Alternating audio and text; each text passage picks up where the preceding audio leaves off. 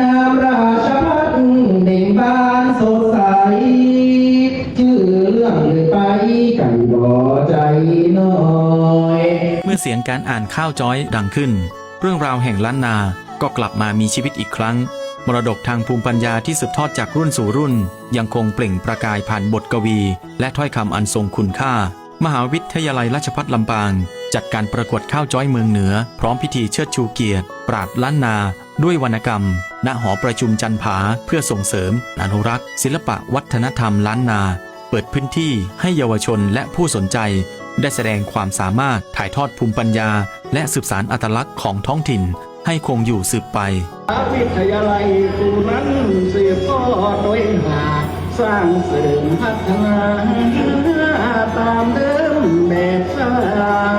ภายในงานยังมีพิธีเชิดชูเกียรติปราดล้านนาด้วยวรรณกรรมเพื่อยกย่องบุคคลผู้ทุ่มเทสร้างสรรค์อนุรักษ์และถ่ายทอดองค์ความรู้ด้านภาษาวรรณกรรมและศิลปะวัฒนธรรมล้านนาอันเป็นรากฐานสำคัญของอัตลักษณ์ท้องถิ่นและเป็นแรงบันดาลใจให้คนรุ่นใหม่ร่วมสืบสานคุณค่าทางวัฒนธรรมสู่อนาคตอาจารย์สมศักดิ์กาทองได้เปิดเผยว่าการจัดการประกวดข้าวจ้อยเมืองเหนือในครั้งนี้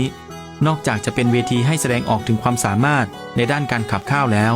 ยังมีพิธีเชิดชูเกียรติปราดล้านนาด้วยวรรณกรรมอีกด้วย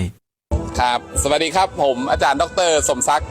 กาทองนะครับผู้ช่วยอธิการบดีนะครับผู้อำนวยการโรงเรียนสาธิตมหาวิทยาลัยราชภัฏลำปางนะครับแล้วก็เป็นคณะกรรมการดำเนินงานนะครับในส่วนของการประกวดข้าวจ้อยเมืองเหนือนะครับซึ่งก็เป็นโครงการหนึ่งนะครับที่ได้รวมกันสืบทอดสืบสารนะครับภูมิปัญญานะครับด้านวรรณกรรมนะครับซึ่งวันนี้ในโครงการนั้นนะครับก็มีการประกวดข้าวแต่งข้าวสดแล้วก็จ้อยบนเวทีนะครับในนอกจากนั้นนะครับเขาก็ยังเชิดชูเกียรติปราดล้านนานะครับทั่วภาคเหนือตอนบนนะครับเกิดปราดล้านนาตีมีคุณค่าทางด้านศิลปะวัฒนธรรมนะครับที่เป็นภูมิปัญญานะครับ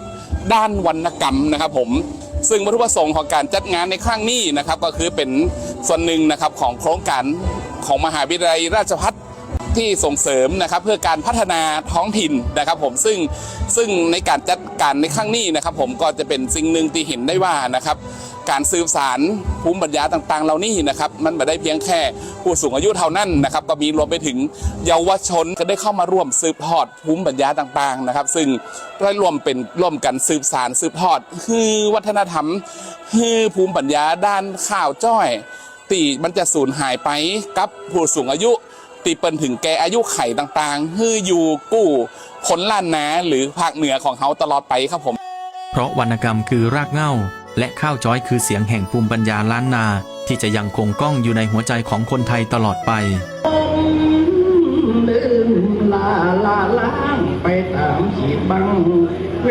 ลาวิทยาลัยกูนั้นสืบทอดโดยหา